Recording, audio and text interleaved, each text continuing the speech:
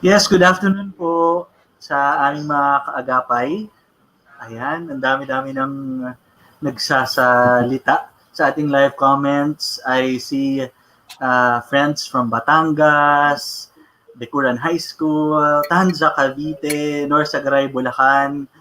Nakaka-excite, Sir Franco and Sir Angelo. I mean, I even see places that I've never been to. And thanks to technology, naabot natin sila.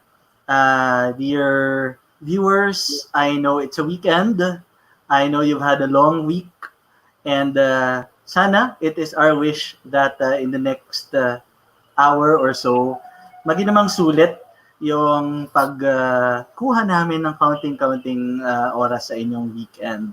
So just in case you've forgotten why you are here in this particular live stream, kami po ang Kaagapay, and our goal is for today and next Saturday, hopefully matulungan namin kayo with regards module making. And hindi lang basta module making, we want to be able to design and create modules that are MELC compliant. Kasi nga, we are faced with COVID-19 and hindi pwede na kulangin yung maibigay natin sa mga estudyante, and of course hindi rin pwede na sobra-sobra yung maibigay natin sa kanila kasi kukulangin naman tayo ng oras. Ayan, so I'm very excited, very thankful to my two friends over here for having invited me this afternoon. I hope you two are excited. Calapan City, Oriental Mindoro, thank you very much for watching. Masbate, Cebu City. Unfortunately, hindi ko mababanggit lahat ng places, but please know that we are very excited and we are grateful that you decided to join us this afternoon. Yeah, thank you, Sir Franco. Okay, thank you, Jambi, for that introduction of our webinar for today. So let's now meet our speakers and moderators for today. So we have first Sir Joseph Angelo Santos from LaSalle Green Hills, okay, a graduate of BA Film and Audiovisual Communication at UP Diliman. Right now, currently, Culture and Arts Publication Coordinator of LaSalle Green Hills, Midnight Information Literacy Teacher in the night school, in the same school. Okay, and of course, yours truly, Franco Nicolo P. Adun, from Xavier School, also a lecturer at the Ateneo de Manila University.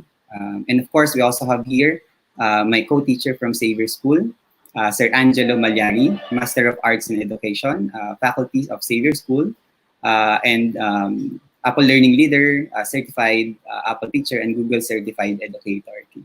So I think just to contextualize yung where we're coming from. Okay, I think what we're going to offer to you today in this webinar is a perspective from the teachers. Okay, so although some of us already have administrative positions, so we also know that perspective. But what we want to offer now is a more contextualized perspective from the teacher's point of view. Para paano ba dapat talagang i-approach ng isang teacher ang module making? Okay, so before tayo mag-start, some reminders lang. Okay. So una-una, let's not forget that this is a two-part webinar. Okay, so we have part 1 on July for today. Okay, so we'll explore module designs, concepts, and principles. Okay, while on part 2, which is on July 11 to 2020, that's going to be a workshop. Okay, a demo workshop of module making. Okay, and that's how we're going to divide the webinar. Okay, so now we have a certificate for each. Okay, if you've registered for part 1, no need to register for part 2, so you are considered registered already, so you can simply attend and do the evaluation at the end of part 2. Okay, but of course part 2 is a whole different story. We're going to go to details later on. Okay. Some reminders about e-certificate claiming or receiving of e-certificates. So please take note of this code. Okay, this KTS 07042020. You need that for your evaluation form. Okay, so please write that down. Take note of it. We'll be asking that in the evaluation form later on, so that we'll just make sure to confirm that you've seen, watched, really participated in the webinar. Okay. Fill out the evaluation, accessible 30 minutes after this webinar. Links will be available at our Kaagapay teacher support. So after this webinar, after 30 minutes, go to our page. Okay, search via Facebook Kaagapay teacher support. Okay, there are 10 portals. Okay, for evaluation links. We wanted to chunk the evaluations so that we could process them easily or easier. Okay, if you can't access one portal, simply go to another portal and repeat. Okay. Okay. And then all leaves are open until next day or until Sunday. Okay. Be ready to answer webinar-related questions. Certificates will be sent via email. Okay. And please double check your email. Um, your um, if your email is wrong, okay, we'll not be able to send you your certificate. Okay. So all certificates will be processed within 5 to 7 days. We are a very small core right now. We are a beginner page, okay, and our group. Okay, so we will be managing a lot of certificate requests. Okay. And also, please take note that to reserve your questions so it's not lost within the thread. Okay, we know that there's so many comments coming in, so please reserve them towards the end so we could actually entertain them. Okay. Okay. So for the flow, for your guidance, okay, we have Sir Franco, yes, sir. uh, very quickly lang, I have been scanning the live comments. Wag po kayo mag-alala, dear kaagapay. Yung mga codes and the reminders that were mentioned earlier by Sir Franco, uulitin po namin yan mamaya. Yes. Yes. We also have a slide for you. Ayan. At may mga nag-share na rin. Thank you very much sa mga nag-share ng pero Yung code. ayan, uulitin namin yan mamaya, promise. Lalabas po ulit yan sa ating midway tsaka sa end, okay? For everyone's use, okay? So for the flow lang, so we have four parts for this webinar. First part, revisiting online distance learning will be taken care of Sir Jambi. Understanding modularity and MELC will be taken care of Sir Angelo. And yours truly will be taken care of identifying module components and design principles. Okay? And then after that, we spend 15 to 20 minutes for the open forum or the Q&A. Okay, so let's not delay so much of our webinar now. Okay, so let's now proceed with our first speaker. Ayan. Thank you very much, Sir Franco. Akala mo naman may iba pa tayong guests, no? tayo rin naman yung speaker. As mentioned by Sir Franco, I have been tasked to share with you one of the parts for this afternoon. Ako po yung sa introduction. I will set everything up kung ano man yung i-share sa inyo ni Sir Angelo later, and then after si Sir Franco, ilalatag ko yung mga concepts and principles that you need to understand para maintindihan ninyo at mas mag-grasp pa ninyo yung kanilang presentation later. I think ready na si Sir Franco. I also hope that you are ready. Once again, later ipa-project ulit namin yung code that you need to remember, and please enjoy your afternoon.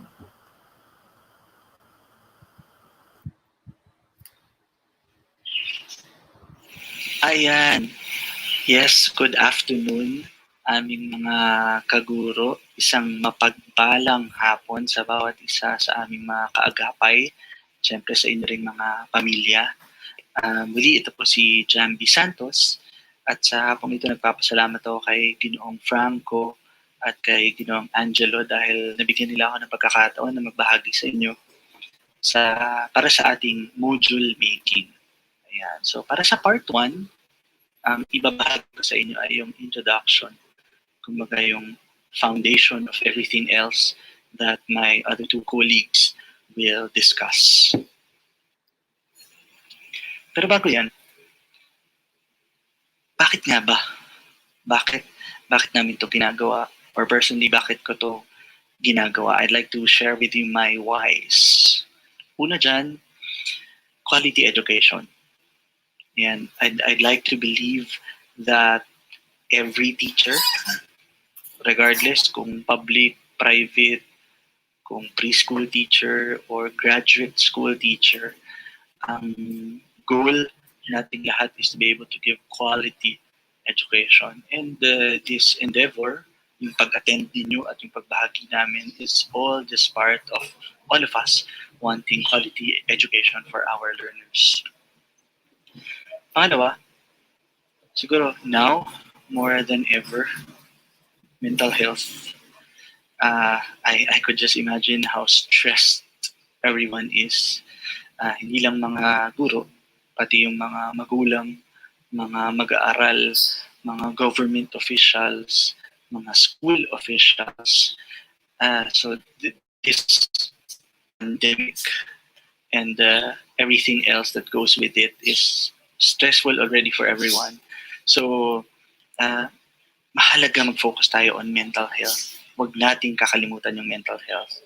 And we like to think na this way we are able to help na ma-maintain ng mga guro yung mental health. And finally,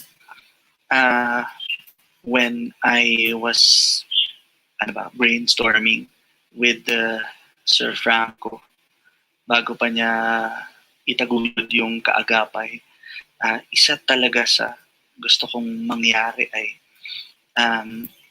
to be able to help teachers who will eventually help others. So, my hope is after this talk, or kahit hindi agad-agad, kahit isa lang sa inyo sulit na ang siya namang aagapay sa kanyang mga kasamahan. So, those are my whys. Okay, let's first discuss concepts. Ito yung mga bagay na kaliwat kanang binabato ng mga guro, ng mga school officials, ng mga magulang even, and these terms are all over social media.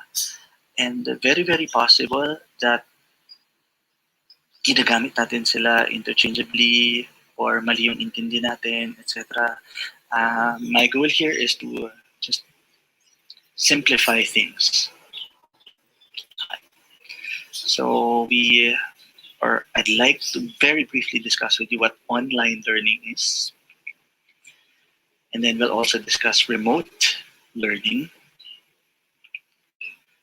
Tapos yung online distance learning. Ayan, may mga nagkakapat na ng ulo.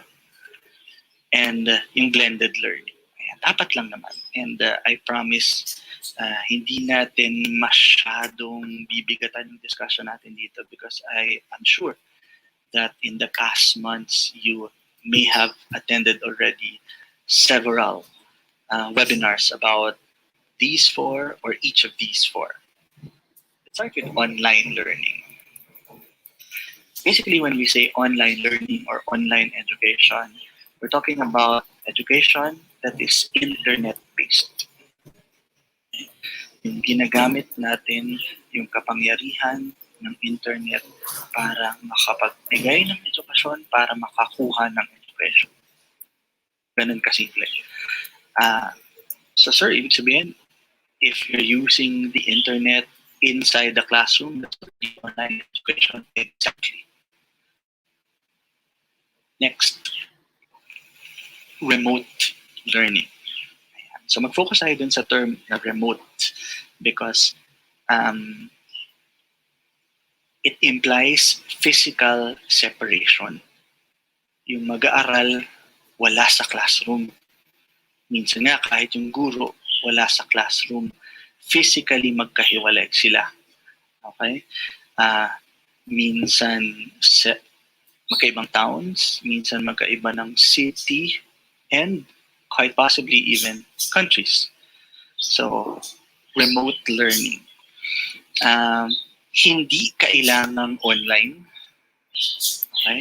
Kaya katulad ng nakita nyo sa pictures, merong parang mga worksheets yung dalawang mag-aaral na sumasagot. So, pwede rin palang hindi online during remote learning. But we will acknowledge that perhaps online learning during remote learning or the use of online or internet-based education during remote learning is the easiest, most efficient. Okay? Kaya naman, dyan yung tinatawag na online distance learning. So parang combination to nung dalawang nauna na remote learning and online learning. So internet-based education employed because of physical separation. Okay? And finally, blended learning. Ito yung naunang ideya na pinaglalaroan ng ating government. Yung sinasabi nila na, sige, sa una, mag-e-learning muna tayo or online learning muna tayo, online distance learning. And then pag parang pwede na, then let's go back to the classroom. And then sabi ni Pangulong Duterte, not until vaccine is made available. So basically, blended learning, kombinasyon to, of internet-based education and traditional classroom interactions. Pag sinabi natin combination, it can be one after the other or pwede rin namang alternating. Okay? May mga gumagamit din ito, halimbawang yung mga malalayo, yung binabiyahe nila. Hindi naman pwedeng everyday pupunta ka sa classroom or sa school. So may days that you attend the traditional classroom, and then there are days when it's remote learning. Okay. At the end of the day, okay, tulad ng sinabi ko kanina yung wise, yung let's say no to stress. Okay. Now that you know what those concepts mean, siguro help in educating the others. Pero kung they use it interchangeably, wag tayong magmarunong at mag-look down on other people. Yeah, let's all say no to stress. And bilang tulong nga namin sa inyo today and next Saturday, we wish to present to you a certain framework that will hopefully help you in crafting your modules for the upcoming school year. And this framework is the adaptive design learning framework. Okay? Ako naman, naatasan ako to share with you the 5 principles behind this adaptive design learning. Okay. Principle natin is going to be adaptability. Ando na sa pangalan, di ba? Adaptive. Okay? We'll discuss that further later. Second, asynchronous over synchronous. Third, we have active and interactive learning. Ito naman ay hindi na bago sa atin. Fourth, we have the 3 C's of online learning. And finally, we have modularity. Kasi eventually nga, we go into the actual crafting of your modules. Okay. Adaptability. When we say adaptability, we mean it in both design and delivery. Pag sinabi natin adaptability, dapat flexible. Kayang magbago.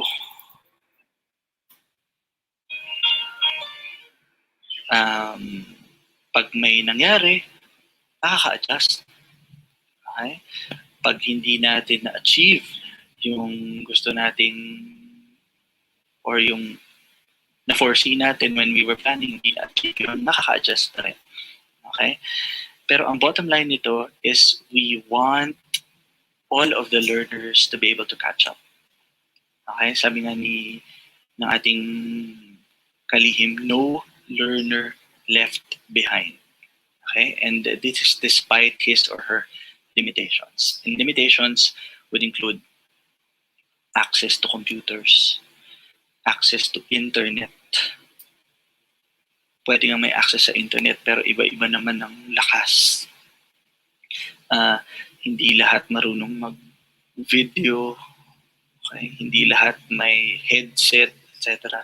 So the module that should be crafted for these learners should be adaptable.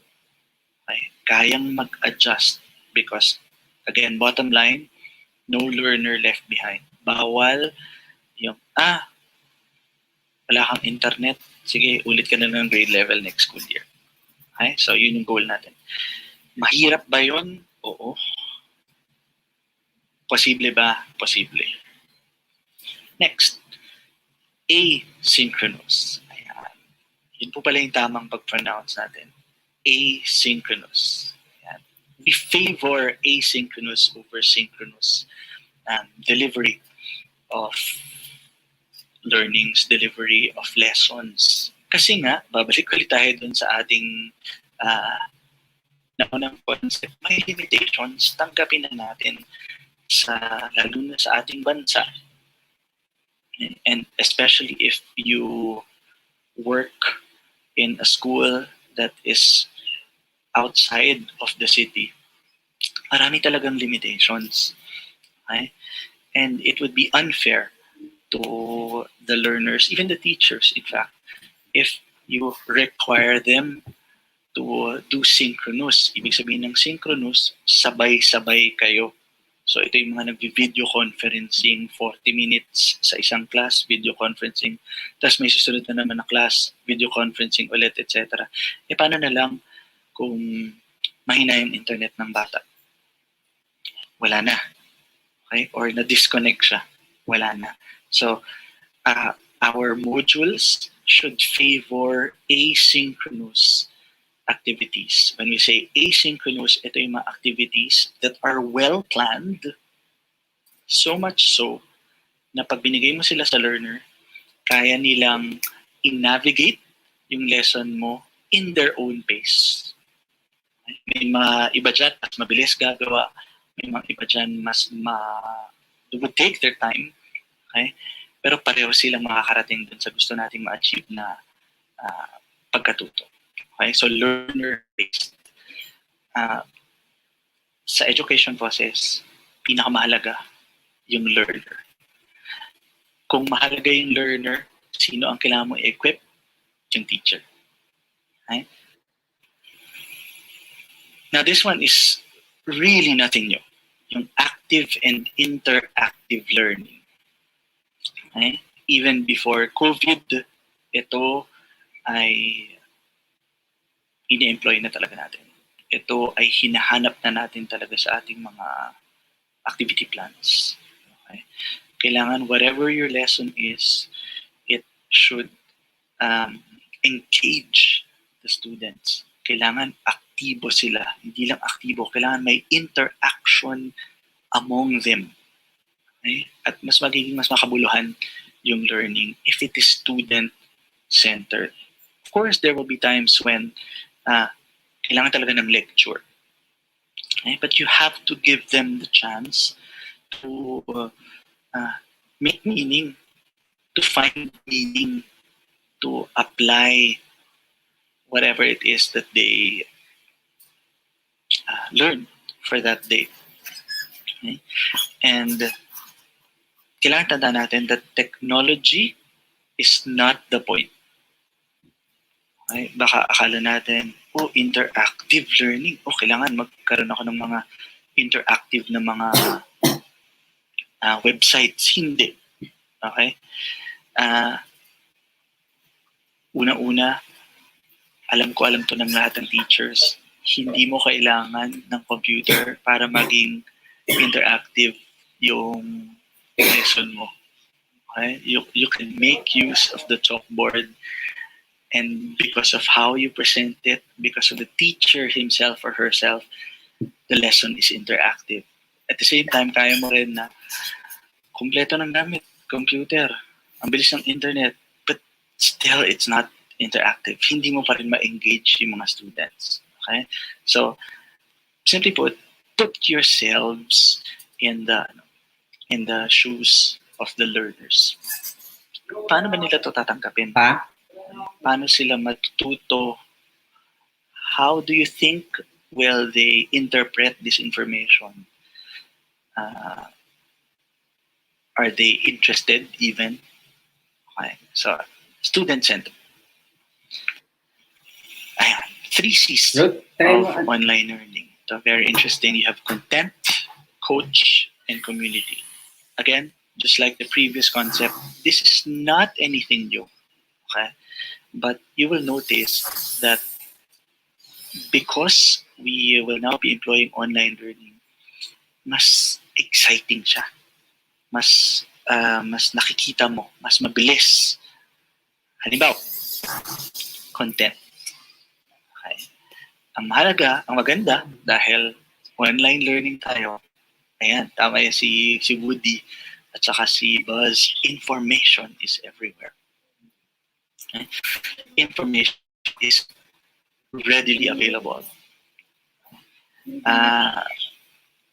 Gone are the times when you need to memorize so many things. Okay? Ngayon, nandiyan naman yung information. Ang mas mahalaga, alam mo ba paano hanapin? Alam mo ba paano i-analyze yung information that is available to you? Okay? Hindi naman mahalaga yung teacher, mahalaga pa rin because teachers will now act as coach. Okay? You guide the learners towards the content. You guide them towards the best way to use the content, to apply it in their lives, etc. In the picture, you see a young man and an older man fishing, which reminds us of yung kasabihan na give a man a fish and he will be full for a day or he'll be satisfied for a day. Pero dapat ang goal natin sa pagtuturo ay we have to teach that person how to fish para on his own kaya na niya. Does that diminish the role of the teacher, of the coach? No. In fact, it amplifies the role of the teacher. Parang yung ginagawa namin dito sa kaagapay. Malulungkot ba ako if after today or after next Saturday, hindi ko na kailangan magturo? Kasi all of you na nakikinig ngayon ay nag-branch out at nagturo din ng mga kaguro ninyo? Hindi. Sobrang saya nun. Okay? That would not have diminished me or us, but that would have amplified the effect of what we want to happen. And finally, community. Okay? Ito, let's look at this in two parts. Okay? Everything that we learn or everything that we want our students to learn should be used, or they should be able to use it to improve whatever community they are in. Be it the family, the barangay, the country, the globe. At the same time, ang maganda sa online learning, you have access to the to the global community. Hindi na lang yung katabi mo sa classroom ang pwedeng tumulong sa'yo or ang pwedeng mong tulungan. Hindi na lang yung mga 4-5 kaklase mo na nakapalibot sa'yo ang makakatulong mo. But you have everyone in the world who has access to internet na matituwang mo. Okay? And finally, modularity. Okay. We propose that when we prepare, or di pala propose, we believe that the crafting of modules is really the best way or the best thing that we can do sa panahon ngayon ng COVID-19. Number one, it is the most convenient. Okay? Bakit siya convenient? Kasi part by part siya. Okay? Ibig sabihin, kung part by part siya, pag nagkaroon ka ng teaching opportunity, pwede ko magamit itong module na ito. Sige, gamitin mo na. Okay? They are interchangeable depending on the context and everything else, and everything will still lead to the greater goal. Right? It is also efficient and it is also effective. Hindi ko na masyadong i-discuss yung efficiency and yung effectiveness of modularity kasi yun yung i-discuss po sa atin ni Franco later on. Pero yun nga, it is quite convenient.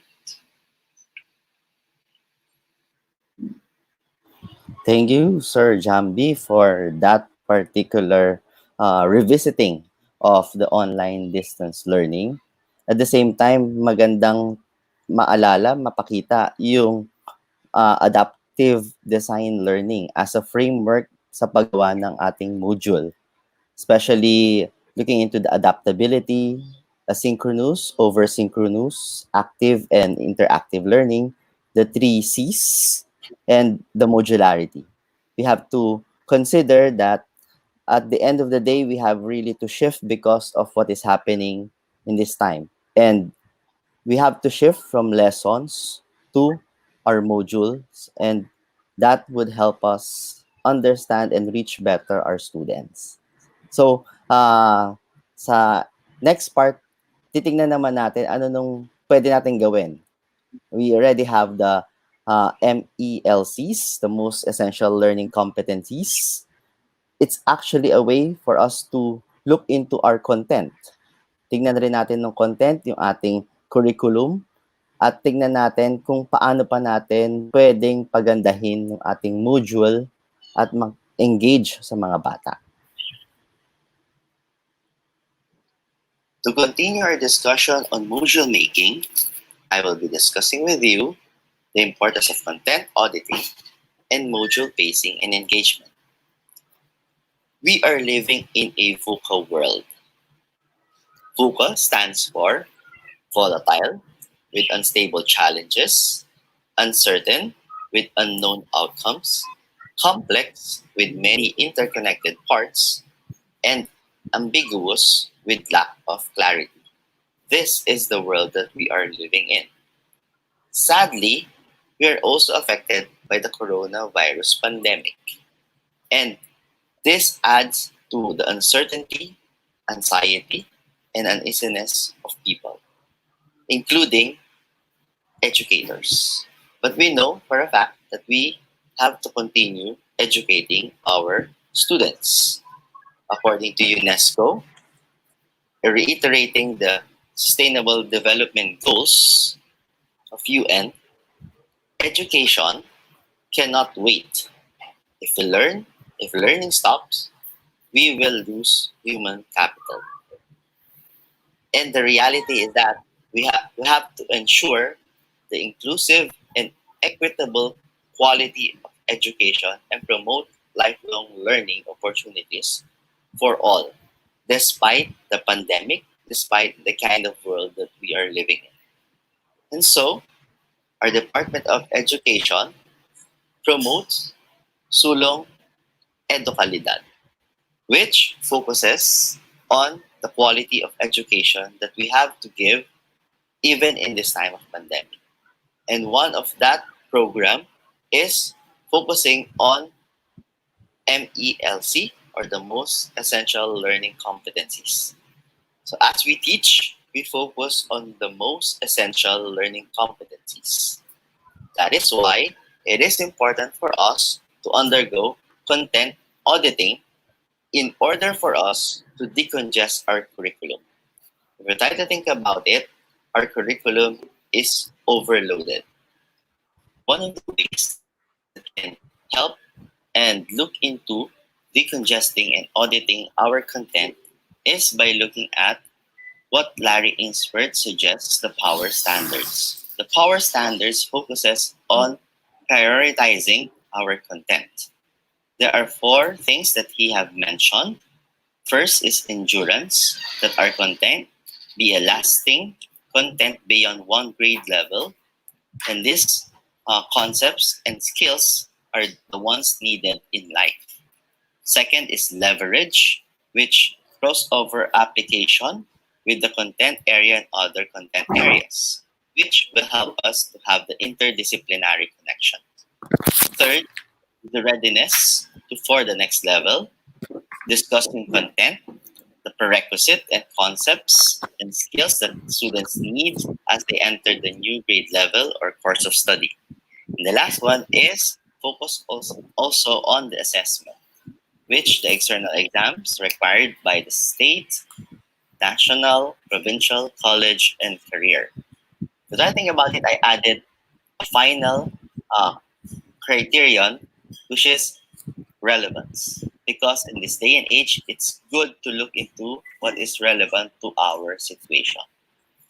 If we compare that to what DepEd have done with the most essential learning competencies, we can see that DepEd focuses on the essential and the desirable.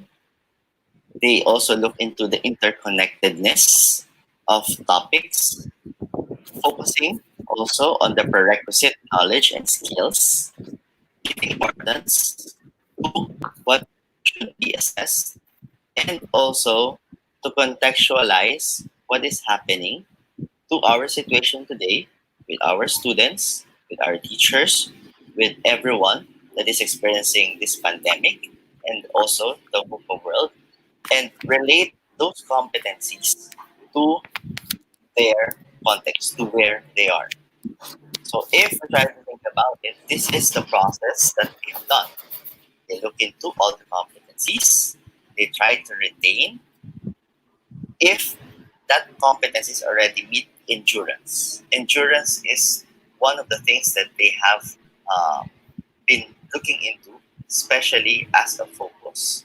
If it is something that the students will be able to use in life, not just learn it in one grade level, they retain that. For the other competencies, they try to merge or cluster them. If there are things that should not be taken into because of the situation, because of our limited time, they also remove and drop, or they also rephrase in order for it to fit the needed competencies of students. In their document, in the rationale, it is advantageous for students to learn the concepts and skills in the MELCs through meaningful activities and scenarios relatable to them and within the context of the student's own environment. We have to take into consideration that these MELCs are guides for us to create meaningful activities, relatable scenarios, and within the context of our own students. It would be useless if we teach something that they will not see the relevance of.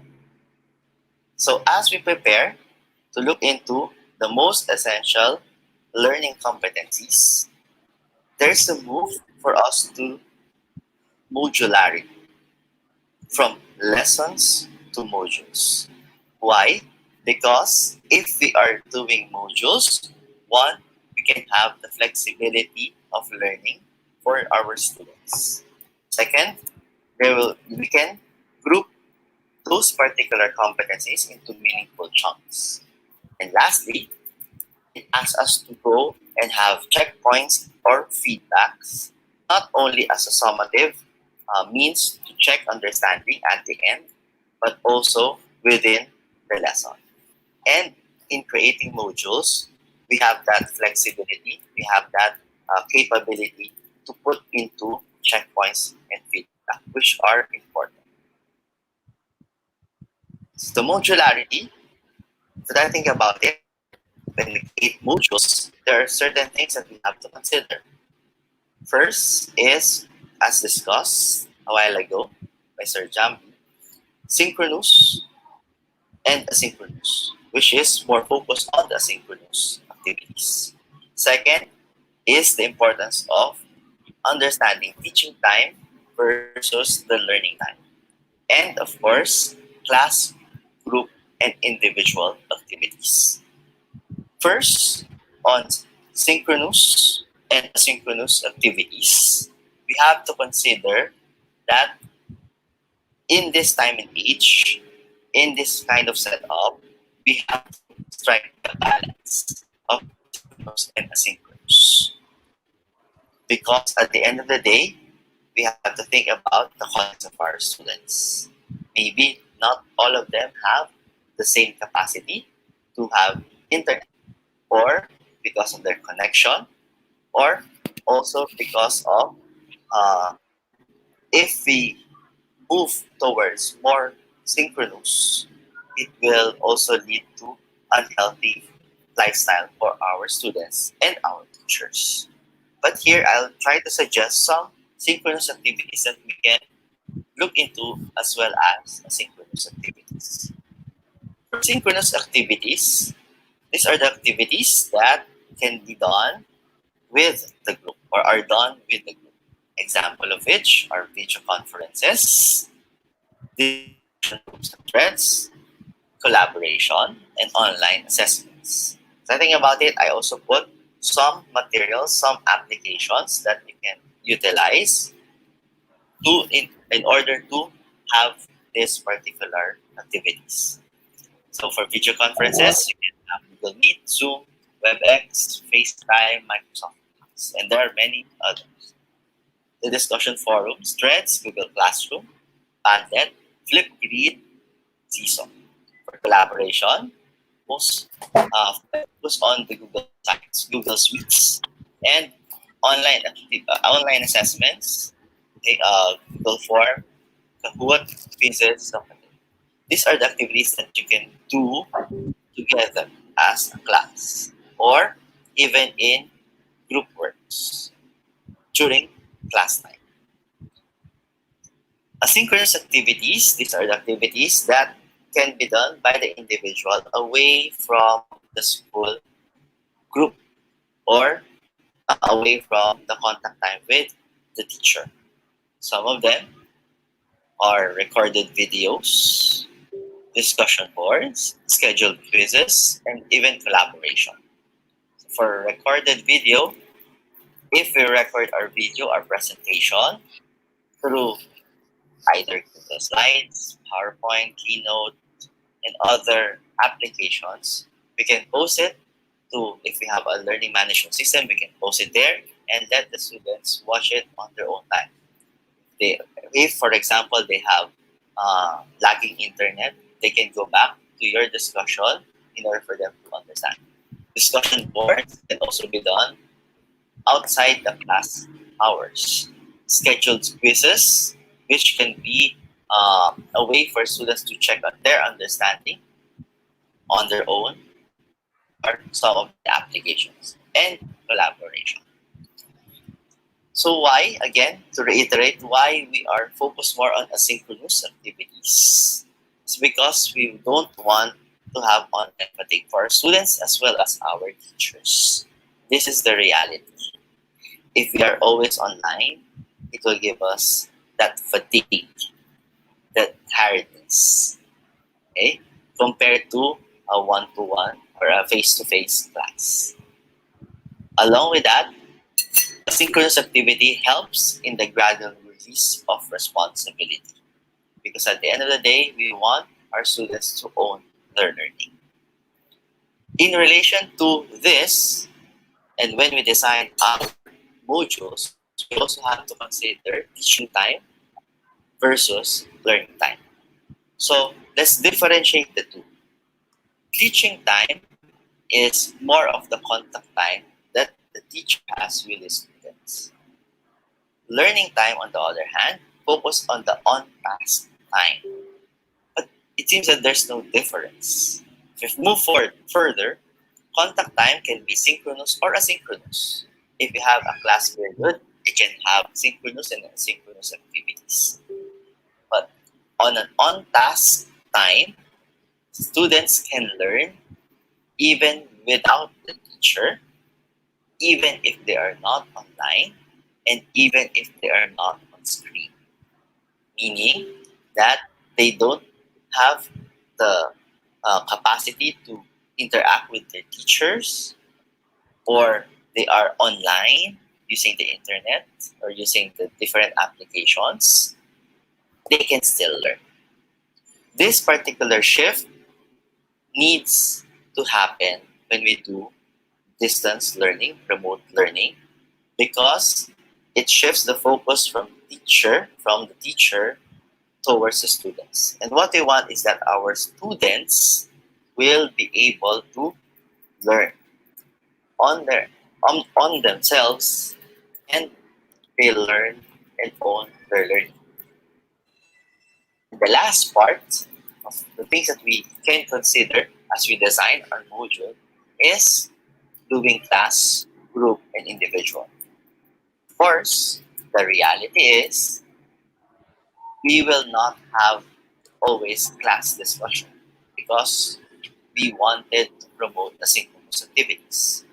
But even if that is the case, we have to consider other means like group works and individual work in order for us to make sure that our students will learn. Things to consider when we try to group our activities into class activities, group activities, and individual activities. First, meet them where they are. Look into their context. In this day and age, it is important to know the context of our students. If we want them to really learn, we have to know where they are. Because if we don't, then everything that we design will not be appreciated if they were not, or the context of our students were not taken into account. For example, if they don't have the means to go online, class activities will not matter. If, for example, they have low bandwidth, maybe we can have more individual activities and group activities which will not take too much of their bandwidth when we do class or synchronous activities. So again, it is important for us to look into the context. It is necessary to be flexible in the way we create our module to meet the needs of our students. Second is inclusion or connection. One of the realities that we have experienced is the loss of connection, and many of our students are looking for that. There was even a survey that focuses on what the students would really look forward to: connections with their friends.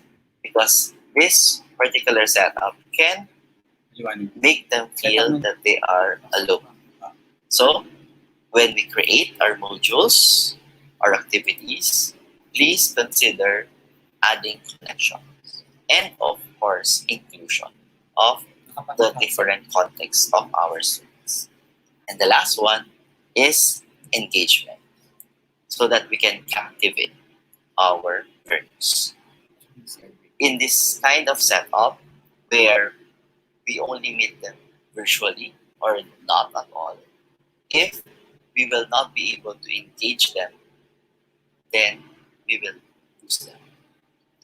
So as we continue our creating, preparing our modules, let us consider one, audit and decongest our content to meet the needs of our students, to check their context, and to help them endure in life by preparing them for what is ahead. Second, as we create our modules, let us focus more on asynchronous activities.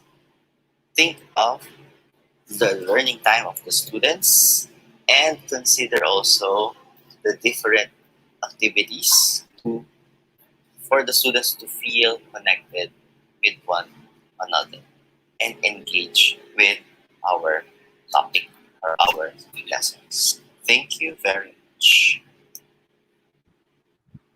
Okay, teachers, we'll have a 3-minute CR and water break. So please do take a break before we proceed to our next part of our webinar. Okay, for the meantime, we invite everyone to join us in an online discussion. So we'll be posting on our screen an online discussion. Please do join us go to www.menti.com. The code will also be shown on top of the screen, okay, during the 3 minutes. So, see you teachers in 3 minutes.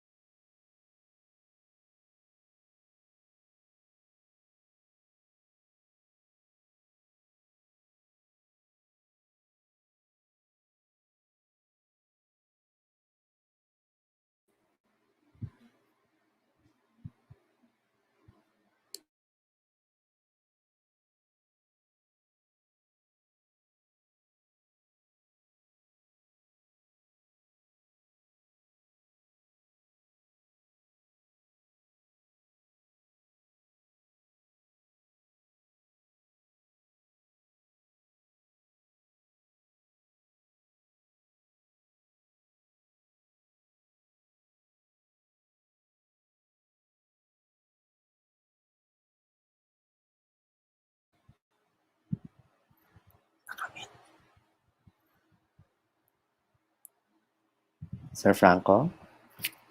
Sorry, thank you for joining that interactive activity. And I think merong mga common words no at item talaga. Kasi yung the way Mentimeter works, okay? Kung ano yung pinaka common answer, okay, actually appears the biggest. Okay? So, Yes. Actually, maganda yan. Yung Mentimeter, you may wanna consider that for your lessons. Pero let's focus on the words na lumabas dun sa ating Mentimeter activity. Sabi kanina, more than 500 na daw yung nag-participate. So, perhaps we just focus on 3. Nabanggit yung preparation. I think that was the very first word na lumabas. Tapos nandyan din yung time. And the other one was? Content. Content. Ayan. Hindi naman siguro lahat-lahat masosolusyonan natin. But bahagi ng pagbabahagi namin na ito ay sana kahit paano matulungan kayo to address those things. So, una, time. Definitely, kahit pa siguro mas mahaba-habang time yung ibigay sa atin ng government, we will not be completely ready, 100% ready. But we have to start anyway. Kaya nga, maganda yung pinopropose namin ngayon na modularity. Kasi when you use modularity, isa sa mga conveniences niya ay pwede mong paglaruan yung oras. You are able to use time to your advantage. And then preparation, ito, very connected to what Sir Angelo was mentioning earlier, yung pag-audit natin ng ating mga competencies na ibabahagi. Tama siya, sabi niya kanina, overloaded naman talaga yung curriculum natin sa mga bata. So let's focus on the most essential as a term by yung mga pinakamahalaga. Okay? And finally, content. Okay? So now that you know that you have to audit, now that you placed yourselves in the shoes of your learners, alam mo na, ano lang ba yung kailangan nating i-focus. Ito, pwede naman itong gawin ng susunod na level, or ito, nakuha naman na sa previous level, or pwede rin tuhog-tuhog. Okay? Yes. And again, yung idea nga ng modularity allows you to prepare module per module. Okay? Unlike yung before na ginagawa natin, talagang piniprepare natin ang entire curriculum for the entire year. Okay? So, given na it's module, pwede kang one module muna, module 1, and then module 2. Okay? But again, sabi nga natin, tama rin si Sir Jambi, no? Yung time talaga would be against us. Okay? Kaya nga that's why like groups like us are really putting so much effort on helping teachers like us, okay? Co-educators like us in order to navigate through this. Pero ang siguro ending ito is that it will not be very easy. Pero like our motto in Kaagapay Teacher Support, we will walk with you. Okay? So tutulungan namin kayong maglakad at mag-journey sa online sa shift na to ng education natin. Okay, so now, siguro para hindi tayo masyado magtagal, okay, let's now proceed to the last part of this part 1 of this webinar. Okay?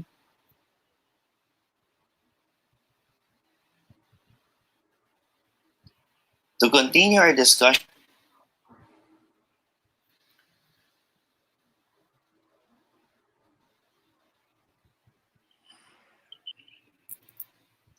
So magandang hapon and welcome to our webinar again. So maraming salamat for being with us here sa ating first ever webinar.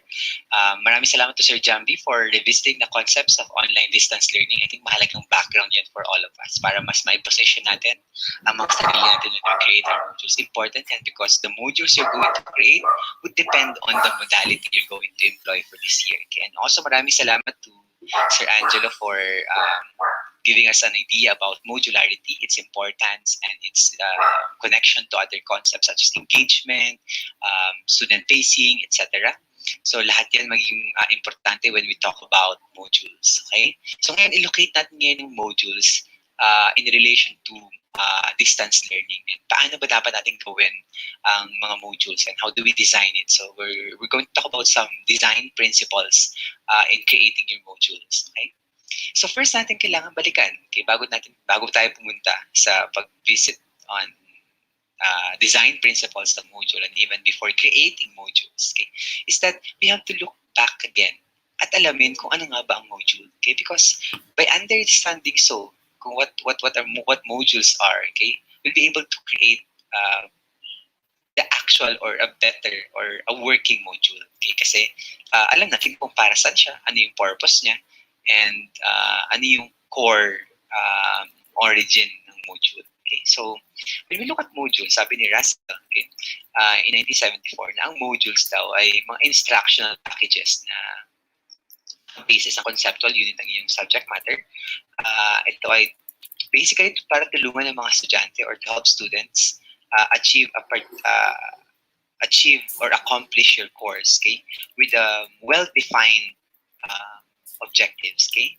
So siguro several things na kailangan nating i-highlight. So number one, it's a package, okay? So ibig sabihin kung package siya, di ba?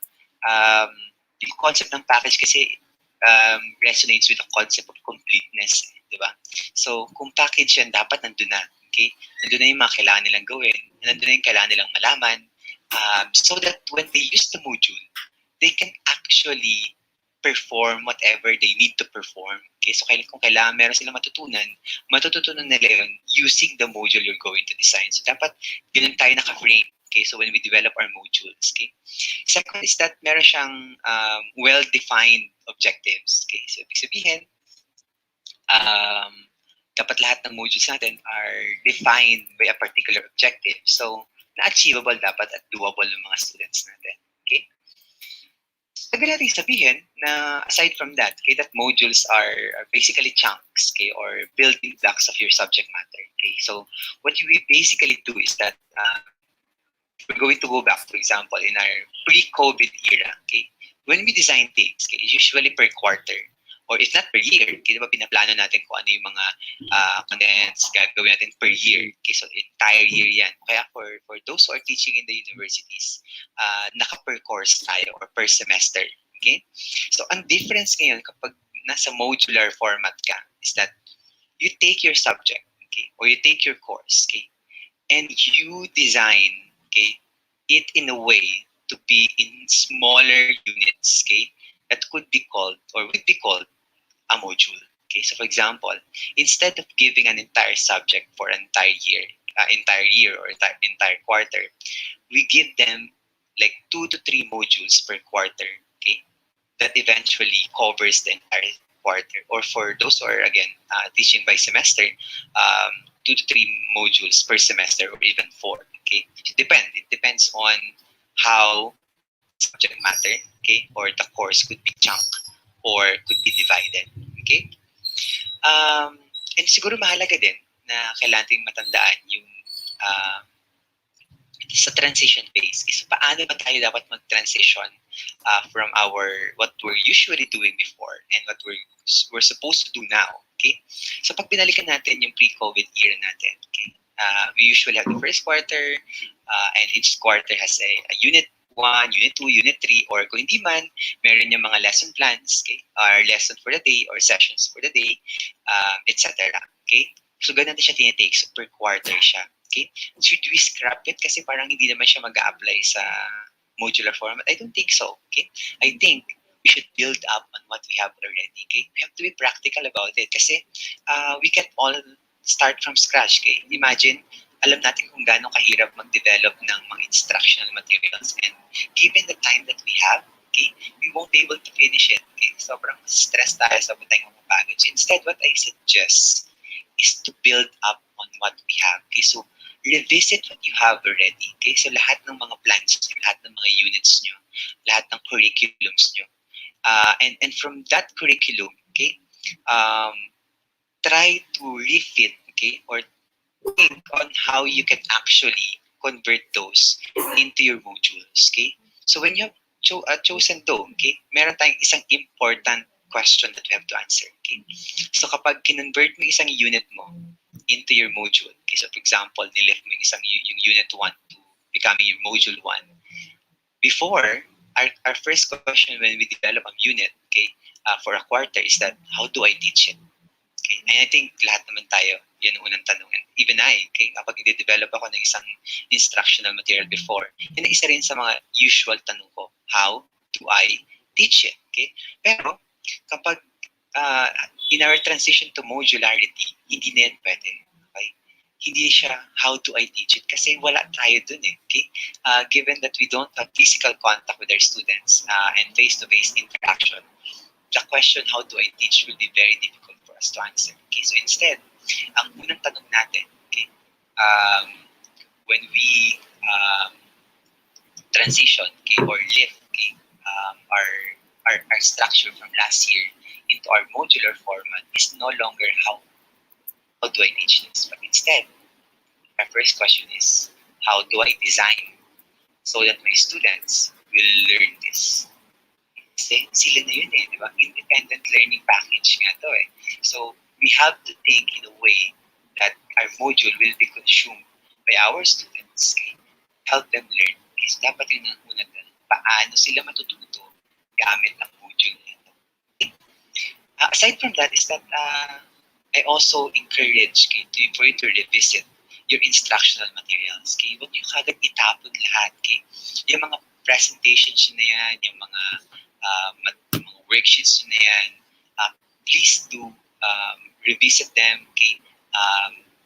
Kunin niyo ulit because those could actually be transformed, okay, so that it could fit, okay, into our new mode of learning or mode of education. Okay? So gagawin lang natin is that kailangan natin siyang i-digitize kung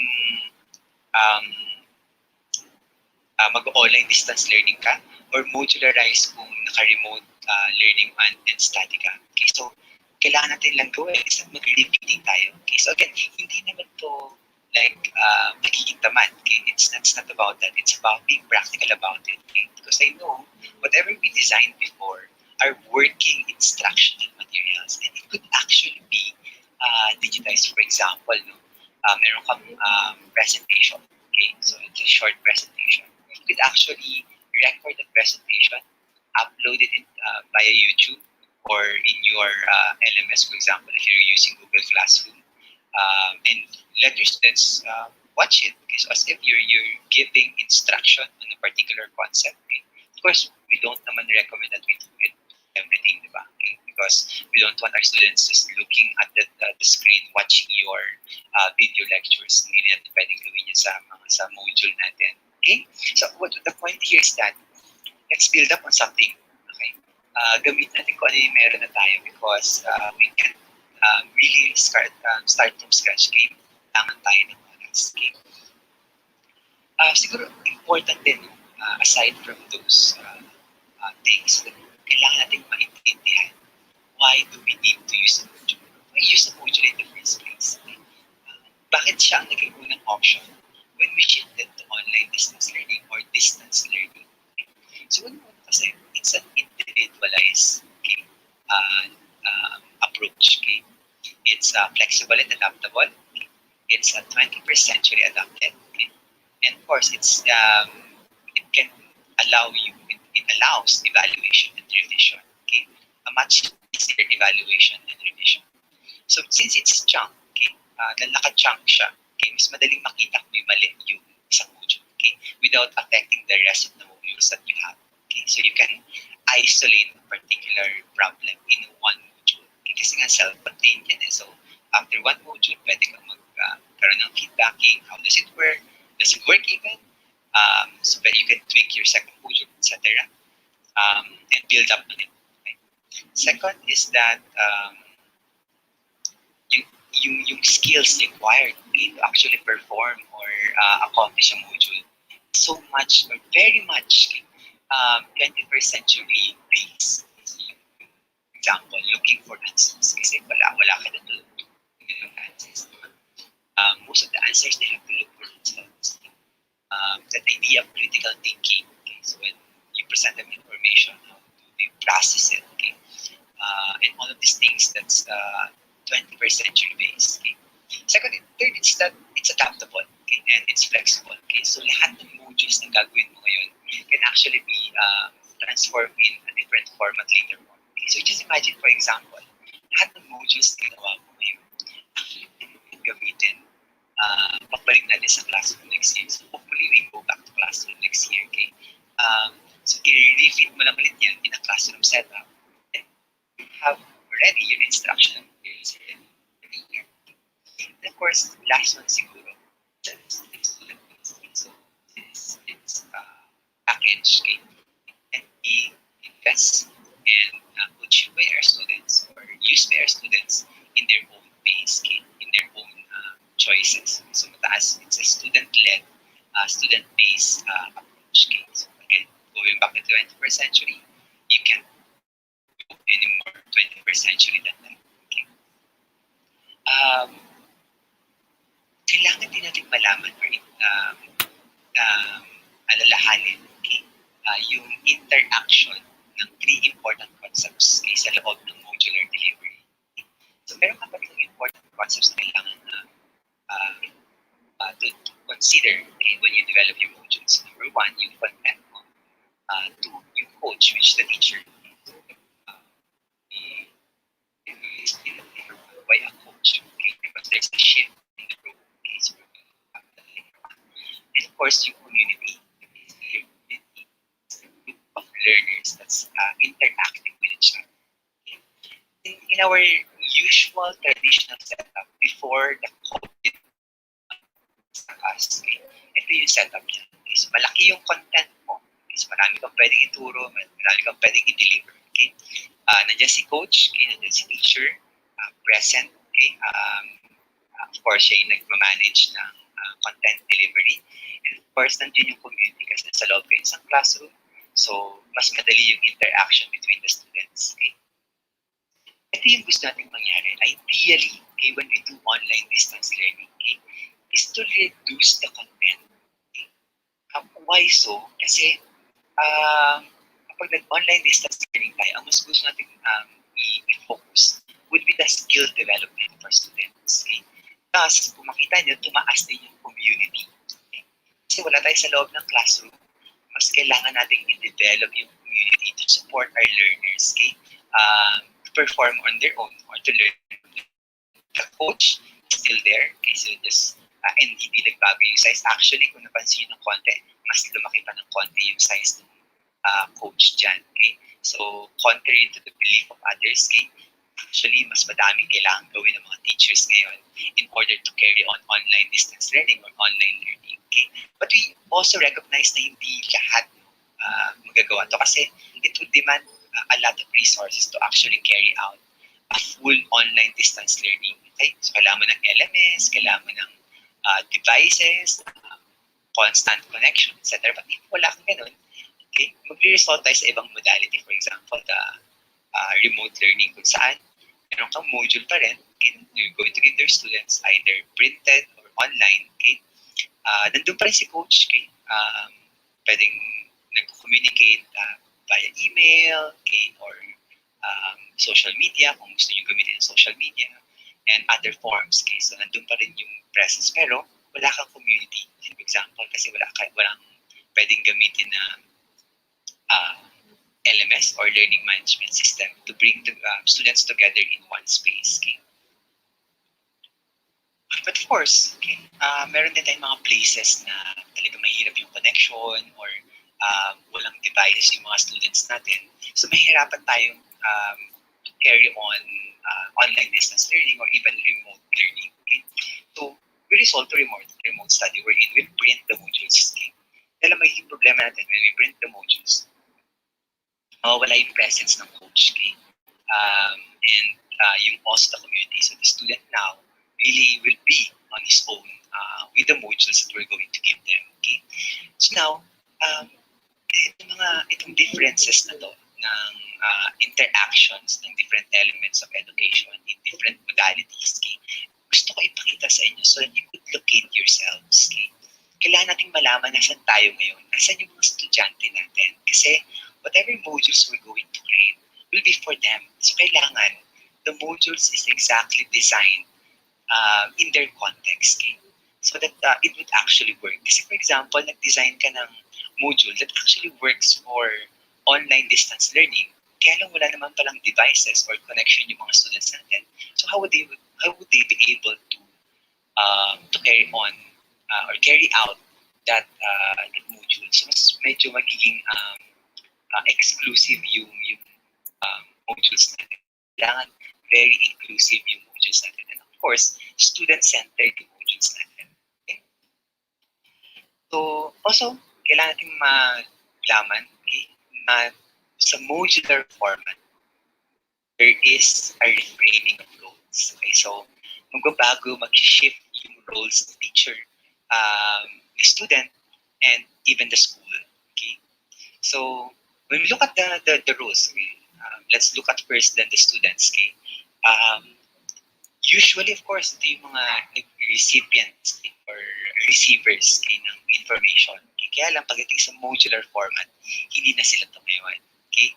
Kailangan we have to position them in a different role, which is independently engaging and interacting with the content, and patandaan natin na creating new information. Okay? So, kailangan the module we're going to create would actually challenge our student to interact with the content, engage with the content, and eventually create something out of it. Okay? Why so? Kasi kapag ang module natin is mag-receive pa rin sila ng information and they would not actually engage or interact with it, mabobore yung mga students natin and they would not be able to actually use or will not use actually our modules. So, kailangan the modules work in such a way na na-empower yung mga students natin. Okay? Second is that the teacher. Okay? So, magbabago din, of course, yung roles ng mga teachers natin. Again, as I've told everyone, okay, even in the different parents forum that I've given, na hindi po bumaba o lumiit ang trabaho ng mga teachers. Okay? In fact, mas dumami ang trabaho ng mga teachers ngayon kasi hindi na lang kami gagamit din ng learning packages or hindi lang kami gagamit ng or mag-i-implement ng learning process. This time, we're actually going to design the entire learning process so that it would work for our students. Okay? So, teachers now are the designers, okay, of learning. We are no longer just the users of learning process. Okay? And of course, magiging coach din tayo. Okay? We have to be there with for our students to coach them in order to develop independent learning. Kasi yan yung kailangan nilang makuha or magawa in order to be successful in distance learning. Okay? And of course, aside from the students and the teachers, okay, magbabago din yung roles ng mga schools natin. Not actually magbabago, pero more on na-highlight yung isa sa mga important roles ng schools, okay, to their teachers and all of their stakeholders. Okay. So, ang siguro pinaka-important na magiging emphasis is that there should be a very strong support from the school. Okay. For their teachers, kailangan siguro like tuloy-tuloy ang mga trainings, okay, ang provision for instructional materials, kung kailangan mag-print ng modules, etc. Okay. They also should have like a very strong student support. Okay. So, meron bang like for example places or spaces, okay, where the students could actually call or email if they have something to ask about what's something wrong about their modules, okay, or the problems of the students. Even the formation aspect, maganda rin na i-include ng mga schools, no, para to support the students at home, okay, because even if they're at home, okay, mataas pa rin lalo ng isa situation natin, mataas yung cases ng stress, mataas yung cases ng emotional distress for the students. Okay? And of course, lastly, yung support to parents. Okay? The school should have a very strong support to the parents as well as our collaborators, okay, for distance learning. Okay? So, meron kayong orientations for the parents, okay? Meron constant forums with the parents to guide them, to guide their sons for independent learning. Okay?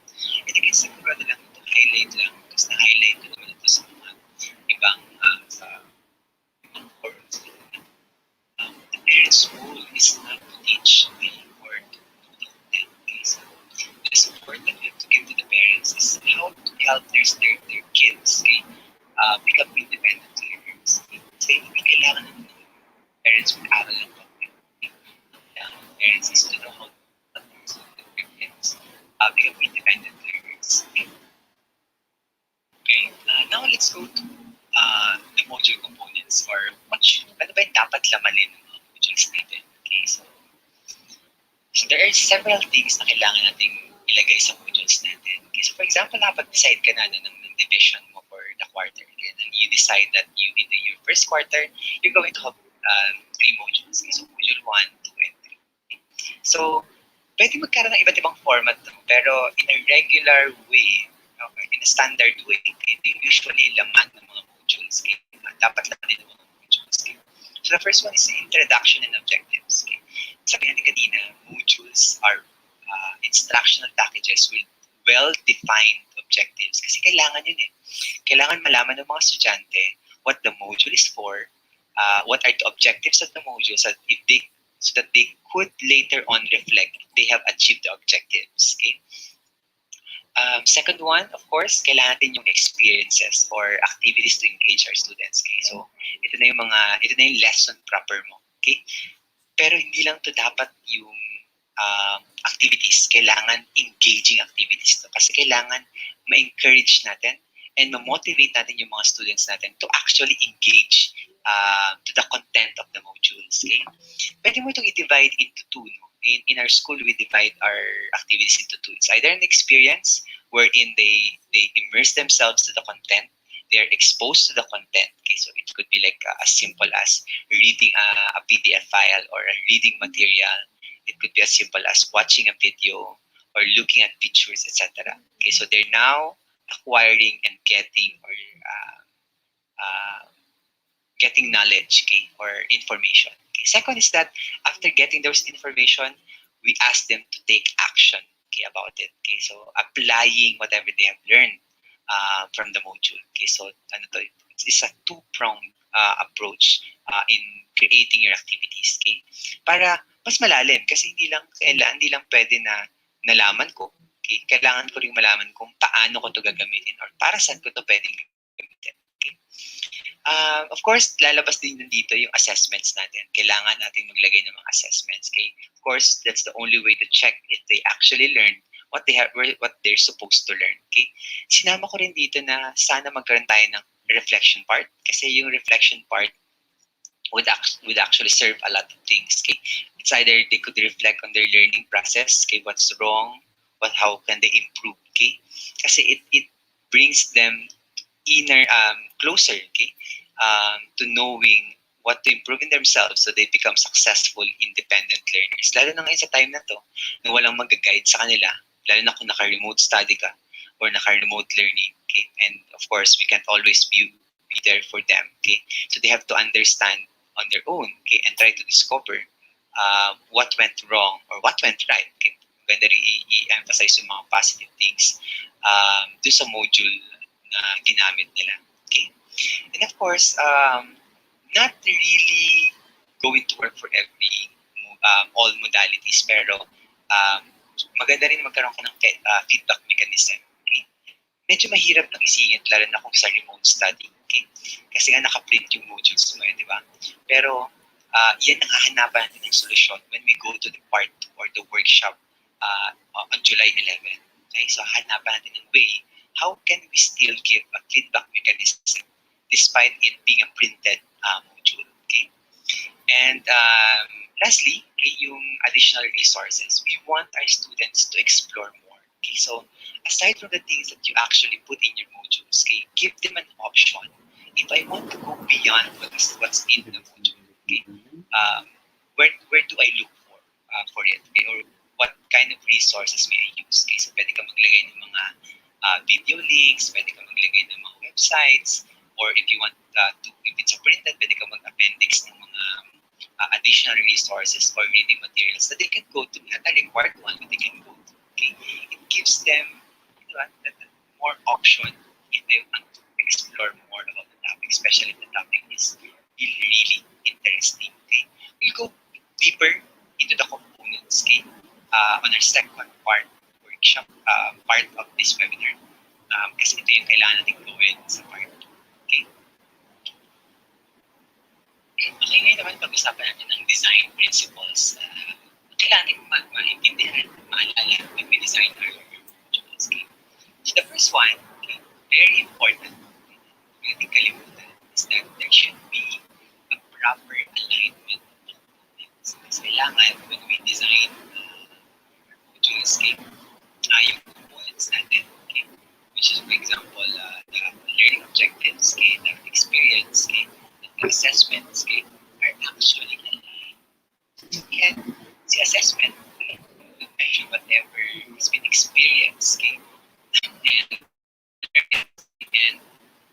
the experiences, okay, the actions we're going to plan for them are actually tied to the learning objectives. Kailangan lagi natin chine-check yun whenever we develop a module. Parang sure tayo that it's cohesive, okay, and the module actually will be able to teach or to achieve, okay, what we meant it to be achieved, okay, by the module. Okay.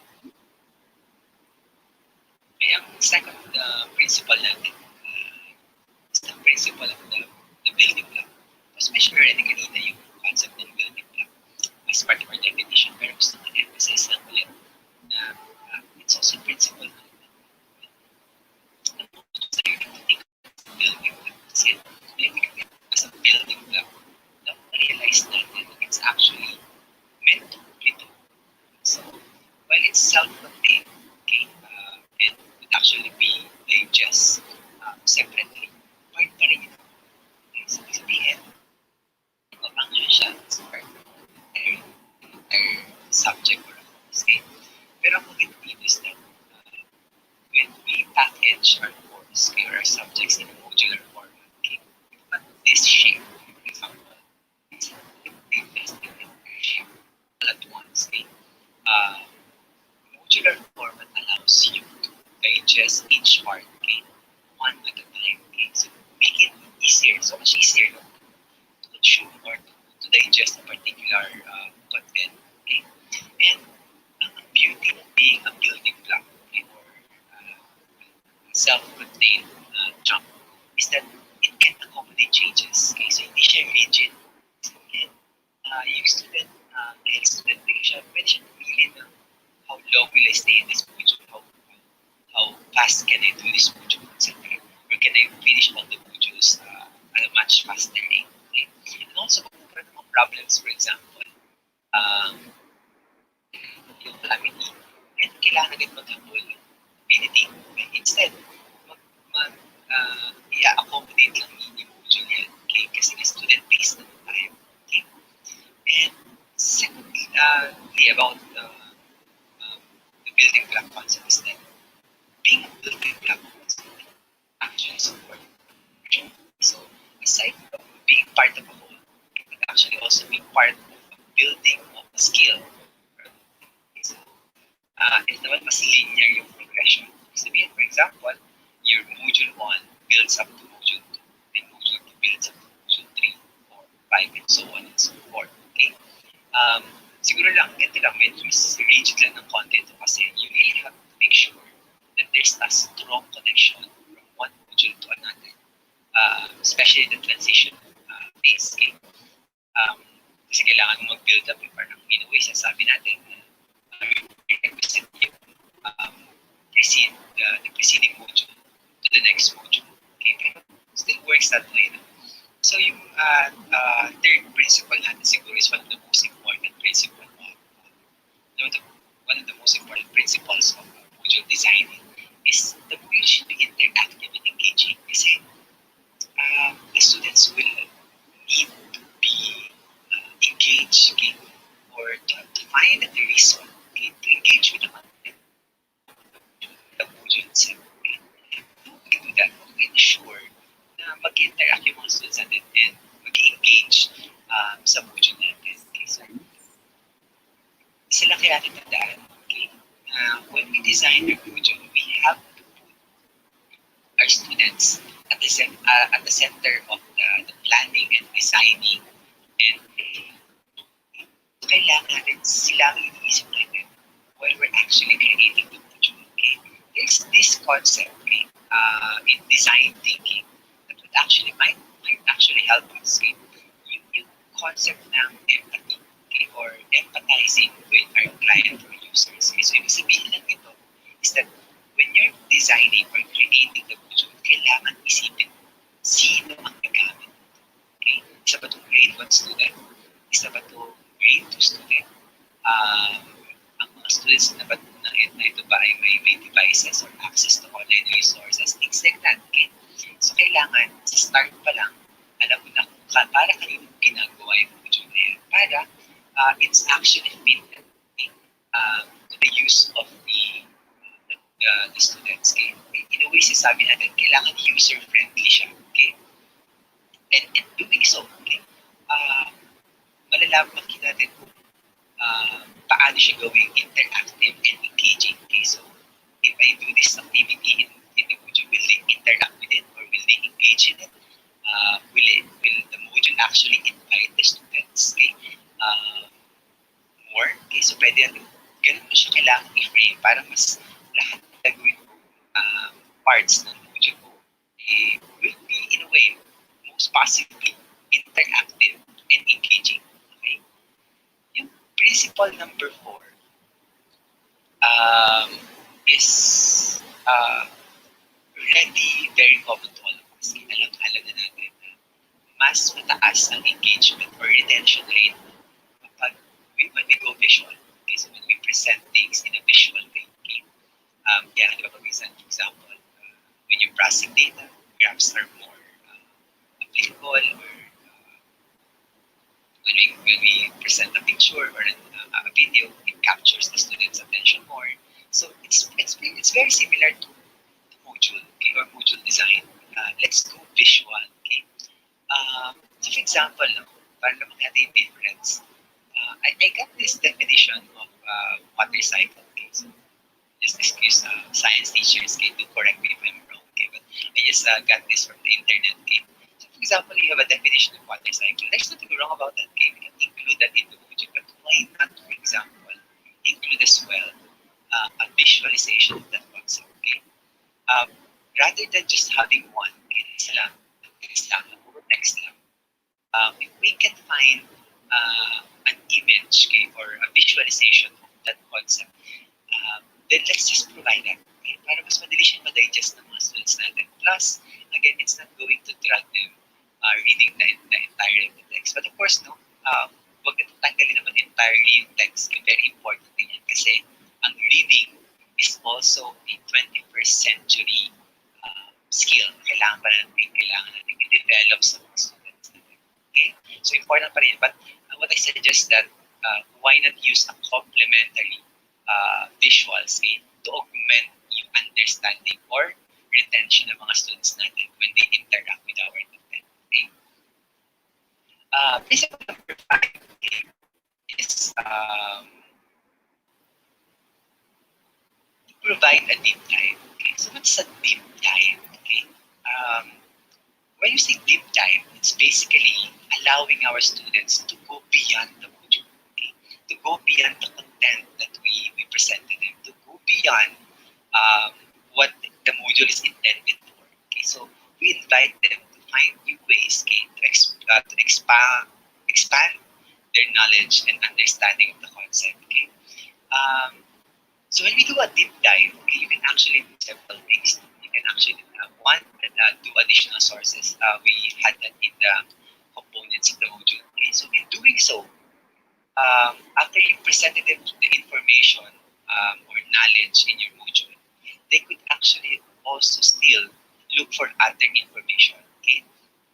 So pwedeng it could work in different ways. No? Okay? By providing different resources. One, it could expand their knowledge about that concept. Second, it could develop a way of criticizing or comparing information. Okay? Mag-widen yung perspective nila. Okay? So that's a good deep dive. Second is that application to the real world. Okay? So let's use the context of our students or our context right now. Di ba? Yung context ng pandemic, yung context ng lockdowns, etc. Ipasok natin yun sa mga lessons natin if we can. No? Why? Because in doing so, the content becomes much more relatable to our students. and therefore they can actually find new ways and more ways to engage in it. So mas lalalim yung understanding nila ng concepts kasi nasa context nila yung learning process. Okay? So mas madali siyang maintindihan at mas madali siyang palalimin. Okay? And siguro last one, we can also include critical and thought-provoking questions for them that goes beyond the module. Okay? Hindi natin present the information. Something that would ask them to go look for other answers somewhere else. Okay? And or apply what they learned in the module. Okay? So those are the some of the ways you can actually do a deep dive. The point here is that let's give them that option. Okay? Or let's develop in them that desire to explore more and learn more independently. So developing the love for learning. Okay? Principle number 6 is we have to remember to structure it for independent learning. Okay? Ibig sabihin, lalo na for those who are printing their modules, okay? Dapat yung modules natin, as mentioned in the early part when we define a module, it's a complete package. Okay? Ibig sabihin, when the students use it, they can actually use it on their own. Okay? Hindi nila kailangan ng tutor, hindi nila kailangan ng excessive assistance. They can actually go through your module, perform the tasks, do the assessments, okay? And actually learn from the module on their own.